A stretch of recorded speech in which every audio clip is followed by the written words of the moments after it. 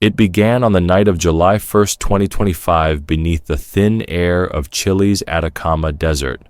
At Rio Hurtado Observatory, one of NASA's 4 Atlas telescopes, the Asteroid Terrestrial Impact Last Alert System was scanning the southern sky.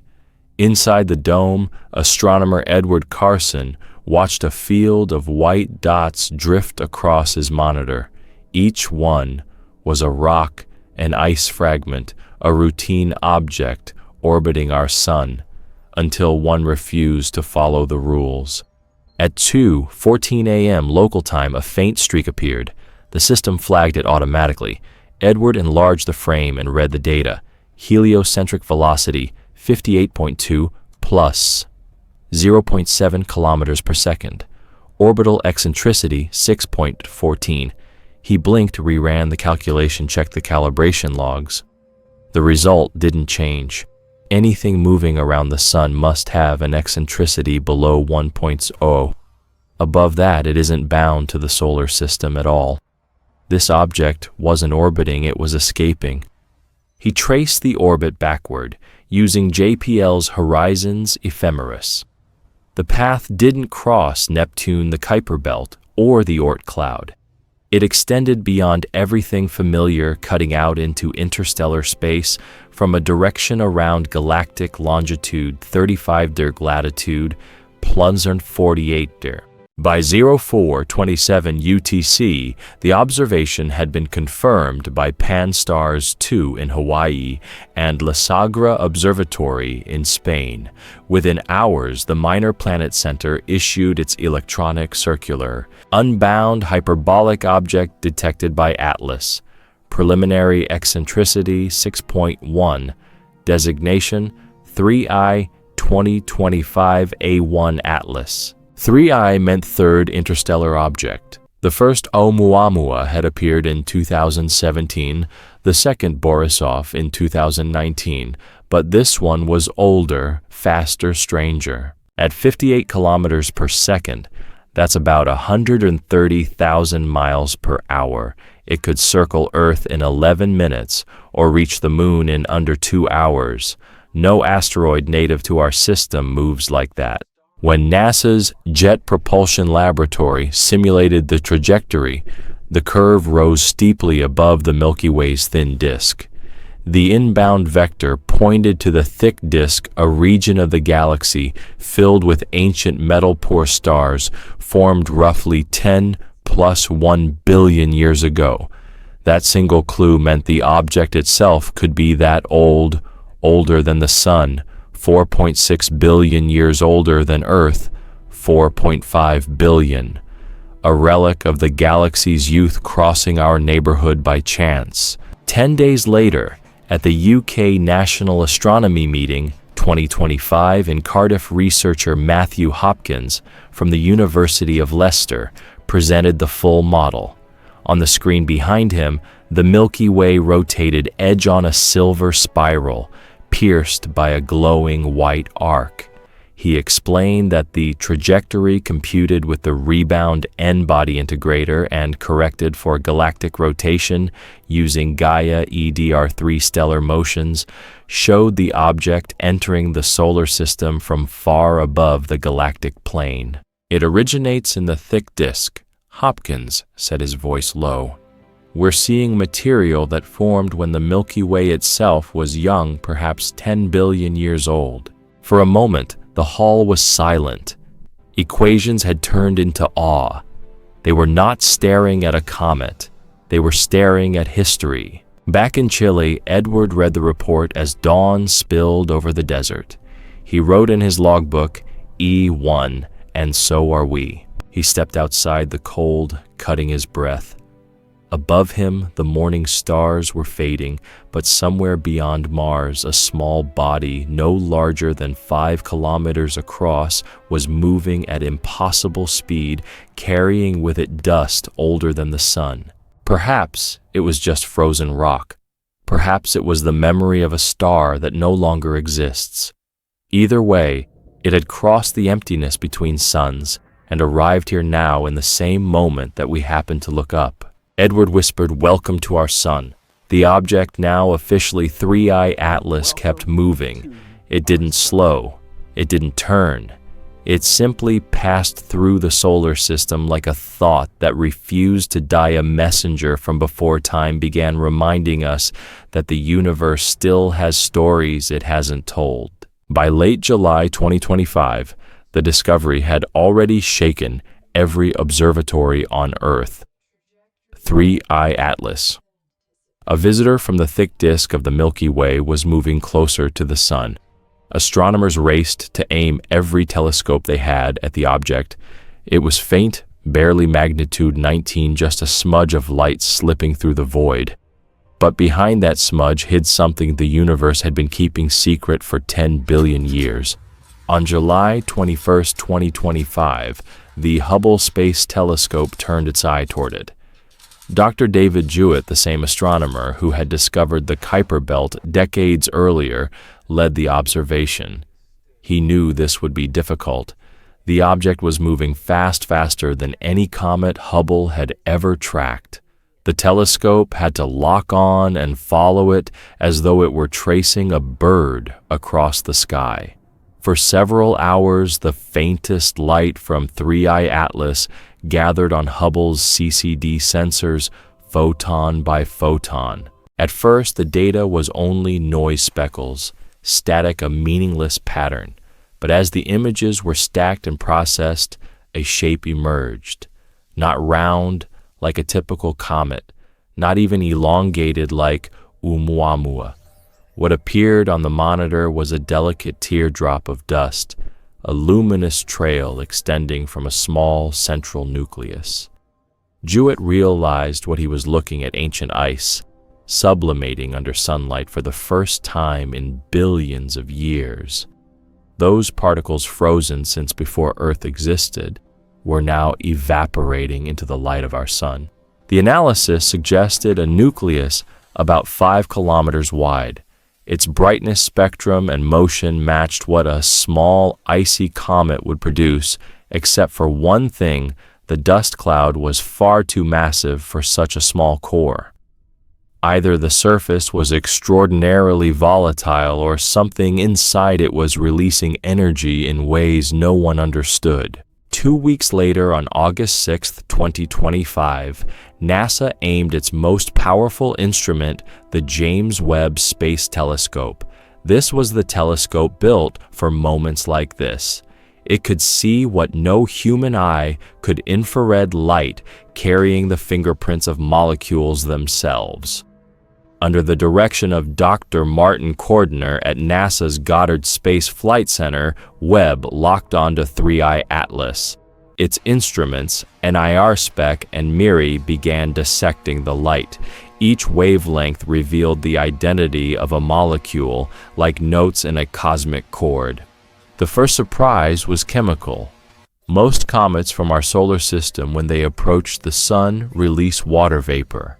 Ice turns to gas, gas escapes into space, and the comet's tail glows blue-white. But Webb found something else. The primary emission was carbon dioxide, CO2, 8 times more than water vapor. That ratio was one of the highest ever measured. That single number told a story older than Earth. CO2 sublimates at much colder temperatures than water.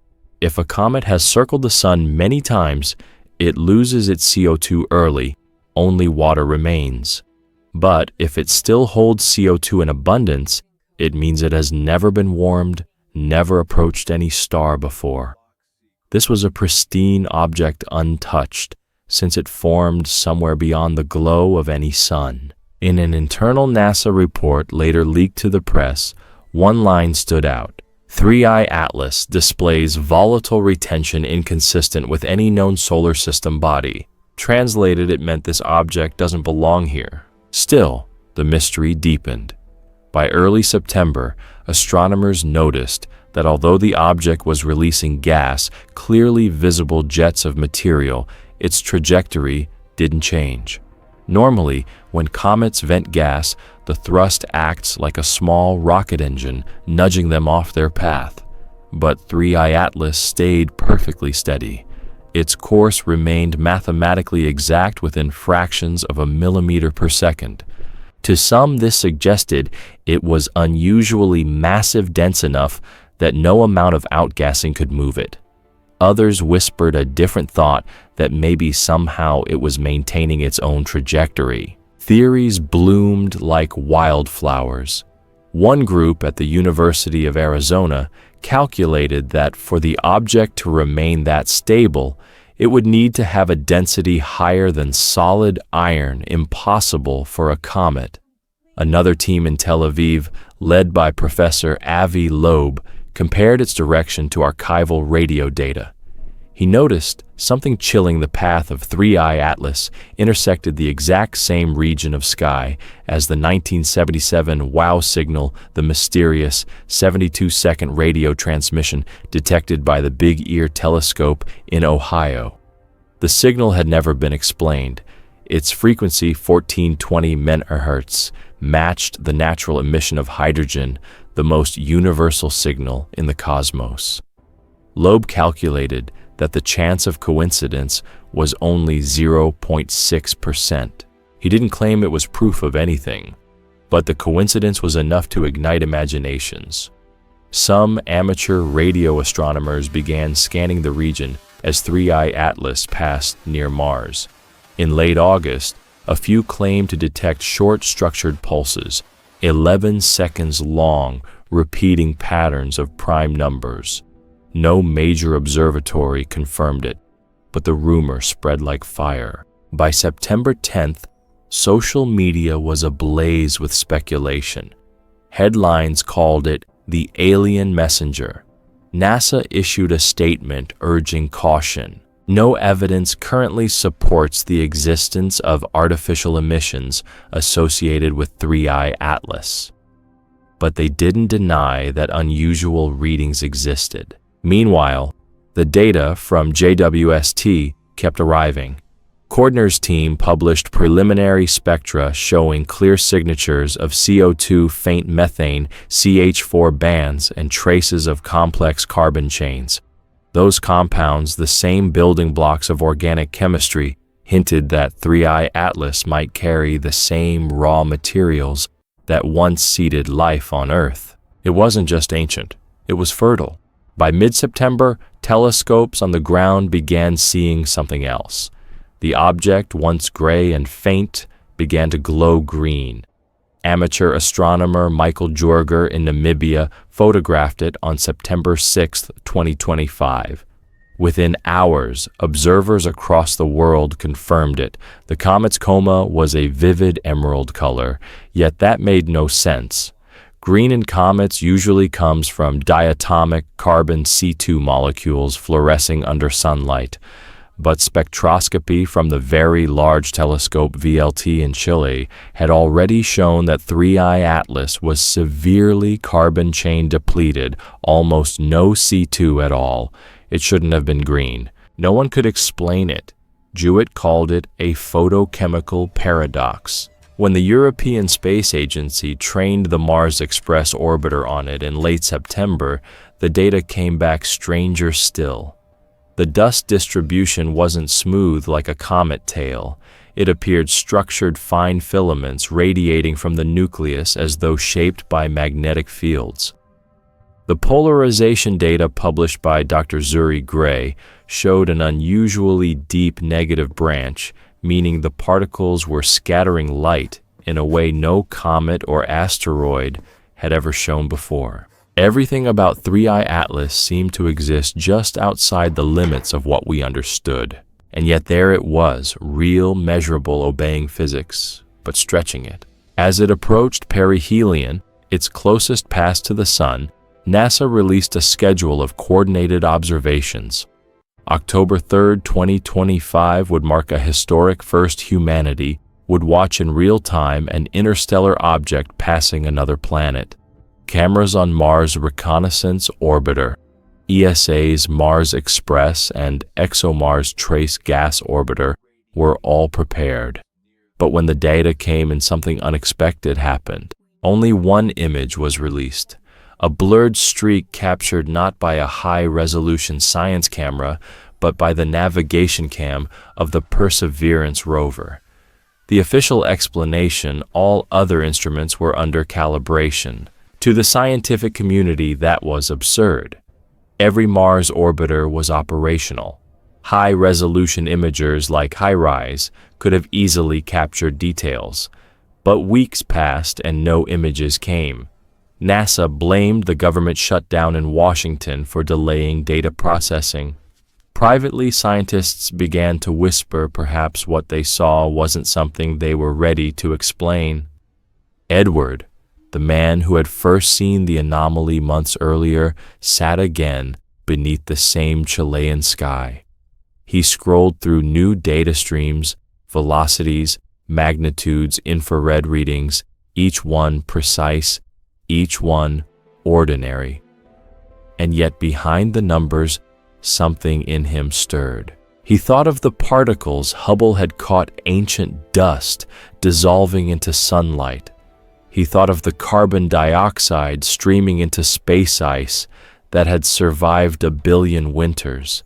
He thought of how in every spectrum there was a fingerprint of time. He wrote in his journal, "We always believed the universe was indifferent, but maybe it's patient." The world kept watching. For the first time in history, the instruments of Earth were following a traveler born when the galaxy was still young. 3i Atlas was more than a visitor. It was a message, one that didn't speak in language or sound, but in chemistry, motion, and light. It reminded us that the past isn't gone. It's still moving through space right now, carrying everything it has ever been. And perhaps in learning to see it, we are learning to see ourselves, small, fragile, but awake in a universe that never stopped speaking. By October 25th, 2025, the object had reached its maximum speed, 58.2 kilometers per second, over 130,000 miles per hour. Every telescope on Earth was turned toward it.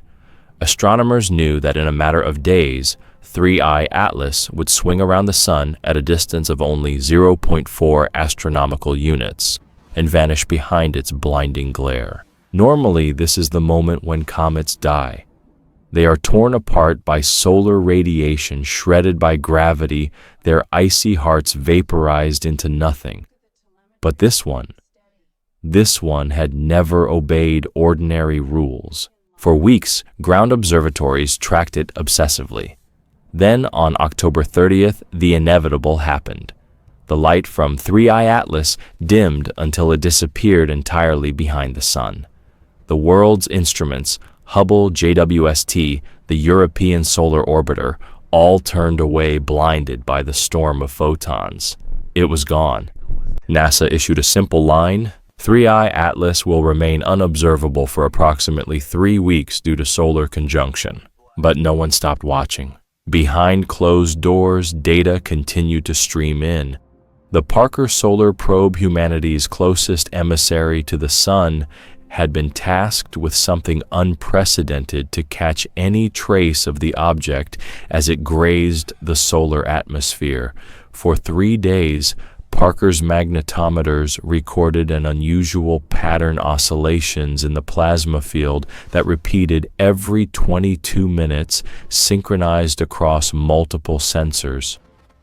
At first, the data was dismissed as interference, but when compared to earlier observations, the pattern matched something seen months before: the same rhythmic repetition detected by amateur radio telescopes when the comet was still near Mars. Coincidence or continuity? Then silence. On November 2nd, as 3i Atlas reached perihelion, all instruments lost contact. The Sun's radiation overwhelmed every frequency.